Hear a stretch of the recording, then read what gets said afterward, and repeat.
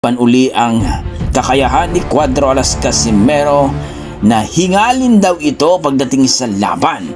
Kasi nung nakaraang laban mga idol kay Uguni ng Japan ay hiningal daw ito isang round pa lang mga idol.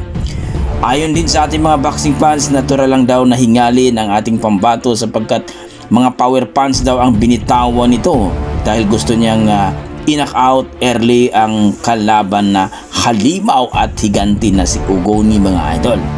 At dito nga, mahina daw ang stamina ni Cuadro Alas Casimero. Kaya ayon sa mga ibang mga kritiko ni Cuadro Alas Casimero, hindi daw mananalo itong si Casimero sapagkat mahina na ang stamina nito. Kaya nga mga idol, talaga namang masusubok kung mayroon pa bang kakayahan si Casimero ngayon sa edad ng 35 mga idol. At dito, maglaho na daw parang bulay